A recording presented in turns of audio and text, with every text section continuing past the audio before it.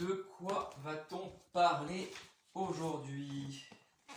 Alors, de la schismogénèse, je ne sais même pas si je le dis correctement. Bon, alors, voilà. En décembre 2021, j'ai découvert un terme qui a légèrement modifié ma façon d'analyser ma propre pensée. Donc ce terme, c'est la schismogénèse. Dans l'excellent livre « Au commencement était » de David Graeber et David Wengrow, nous découvrons ce terme qui définit la manière dont on se définit par opposition les uns aux autres. Dans un débat, par exemple, nous pourrions avoir tendance, de façon irrationnelle, à prendre l'idée totalement inverse de notre interlocuteur juste par opposition. Ici, nous allons en rester à cet exemple. Mais certains fonctionnements culturels aussi pourraient bêtement se construire sous cette influence. Je vous renvoie justement au livre de Graeber et Wengrow. Bon, je voulais en parler de cette schismogénèse parce que dans mon camp politique, notamment, j'imagine que c'est dans tous les camps pareil, donc mon camp, moi, personnellement, c'est la gauche rouge, plutôt socialiste au sens originel du terme. Ouais, j'ai voté Mélenchon depuis que je peux voter.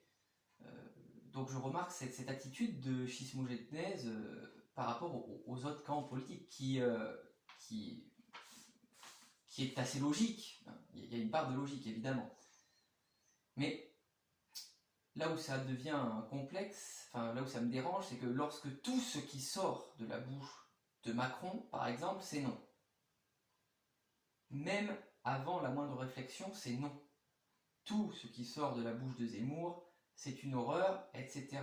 Vous avez compris. On ne réfléchit même pas à ce que l'adversaire pense. C'est l'opposition totale, quoi qu'ils disent. Et c'est le cas chez pas mal de militants, ce que j'ai pu remarquer. Je crois que nous devons faire attention à ce genre d'influence par opposition, que l'on soit de n'importe quel bord, d'ailleurs. Et ça m'a fait penser, là, en lisant le livre d'Hugo Micheron, donc un autre livre qu'il a, pour le coup, et sur le djihadisme.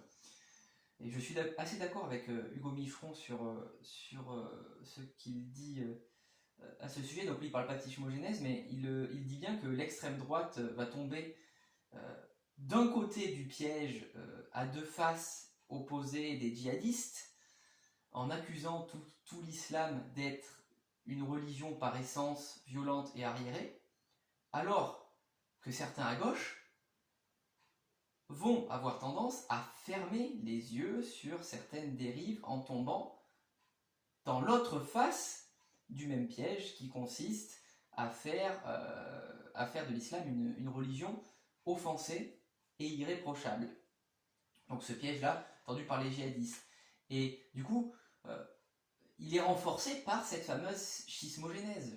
Clairement, je pense dire que nos ennemis, l'extrême droite, vont attaquer bêtement l'islam, évidemment. Ils vont faire plein de biais terribles, tout ce qu'on peut. Mais nous, à l'inverse, il ne faut pas non plus tomber dans l'opposé où tout ce qui viendrait de n'importe quel musulman, quel qu'il soit, serait forcément bien, etc. Il y en a certains, il y a une forme comme ça d'idéalisation, de l'exotisme ou je ne sais quoi.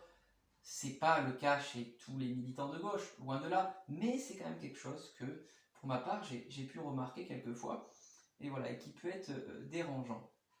Donc voilà pour ça. Donc évidemment, on pourrait trouver d'autres exemples. J'ai pris cet exemple parce que voilà, récemment, j'ai lu le livre de Micheron et ça m'y a fait penser, mais vous avez compris l'idée.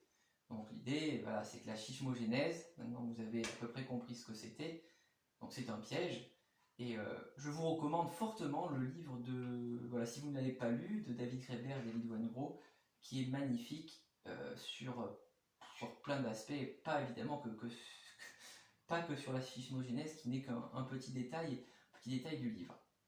Je vous souhaite une bonne journée ou une bonne soirée, je ne sais pas quelle heure il est au moment où vous regardez cette vidéo, mais à la bonne vôtre.